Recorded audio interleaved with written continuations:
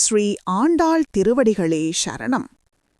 பூமாதேவியின் புதல்வியான நம் கோதை நாச்சியார் பார்க்கடலில் பள்ளிக் கொண்டிருக்கும் பரந்தாமனை அடைய விரும்பி தன் தோழிகளுடன் மேற்கொண்ட விரதமே திருப்பாவை. ஸ்ரீ வில்லிபுத்தூரையே திருவாய்ப்பாடியாகவும் அங்கிருக்கும் பெண்களை ஆயர்குலப் பெண்களாகவும் வடபெருங்கோயிலை நந்தகோபர் திருமாளிகையாகவும் அங்கே எழுந்தருளியிருக்கும் வடபத்ரசாயியை கண்ணபிரானாகவும் பாவனை செய்து ஆண்டாள் பாடிய அற்புதமான பாசுரம் இது. நெடுநாளாக கண்ணனை பிரிந்திருந்த ஏக்கம் தீர அவனை அனுபவிக்கக் கிடைத்த நன்னாளாக இந்த மார்கழி மாதத்தை கொண்டாடுகிறாள் ஆண்டாள். வாருங்கள், முதல் பாசுரத்திற்குள் செல்வோம். மார்கழி திங்கள் மதி நிறைந்த நன்னாளால், மார்கழி திங்கள் மதி நிறைந்த நன்னாளால் நீரட போதுவீர் போதுமினோ நேரிழையீர், நீரட போதுவீர் போதுமினோ நேரிழையீர், சீர்மல்குமாய் பாடி செல்வச் சிறுமீர்கள், சீர்மல்குமாய் பாடி செல்வச் சிறுமீர்கள், கூர்வேல் கொடு தொழில நந்தகோபன் குமரன், கூர்வேல் கொடு தொழிலும் நந்தகோபன் குமரன், ஏறாந்த கண்ணி யசோதை இளம் சிங்கம், ஏறாந்த கண்ணி யசோதை இளம் சிங்கம், கார்மெனி சிங்கம் கதிர்மதியம் போல் முகத்தான், கார்மெனி சிங்கம் கதிர்மதியம் போல் முகத்தான், நாராயணனே நமக்கே பறை தருவான், நாராயணனே நமக்கே பறை தருவான், பாரோர் புகழ படில்தேலொரும் பாவாய், பாரோர் புகழ படில்தேலொரும் பாவாய். இந்த பாடலில் ஆண்டாள் ஆயர்பாடி பெண்களை நோன்பு நோற்க அழைக்கிறாள். மார்கழி திங்கள் மதி நிறைந்த நன்னாள், அதாவது மாதங்களில் சிறந்த மார்கழி மாதத்தில் முழு நிலவு பிரகாசிக்கும் ஒரு நல்ல நாள் இது. நெடுநாள் சிறையில் கிடந்த ஒருவன் விடுதலை பெற்றால் அந்த நாளை எப்படி கொண்டாடுவானோ அதுபோல கண்ணனை பிரிந்து வாடிய ஆயர் சிறுமிகள் அவனை அடையப்போகும் இந்த நாளை கொண்டாடுகிறார்கள்.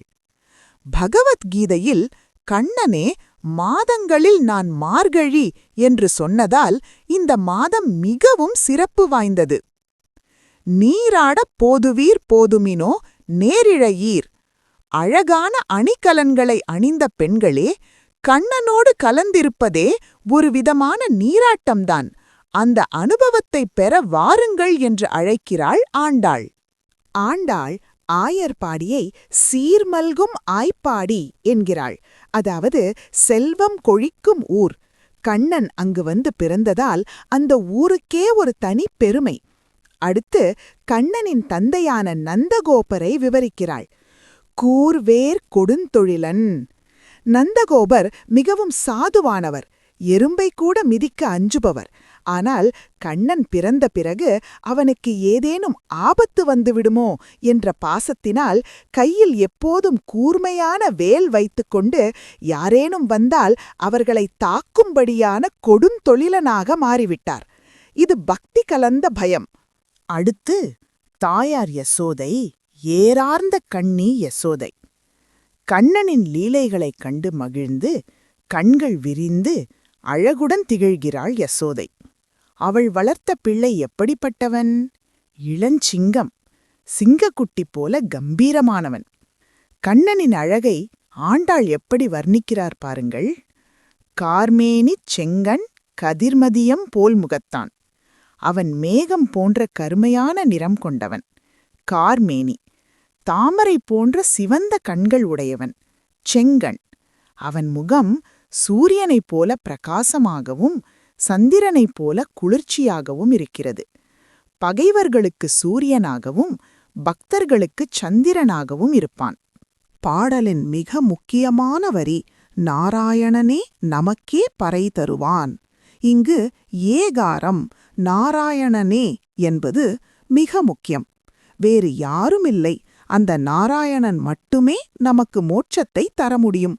நமக்கே என்பது வேறு எதற்கும் ஆசைப்படாமல் அவனையே சரணடைந்த நமக்கு மட்டுமே அவன் அருள் செய்வான்.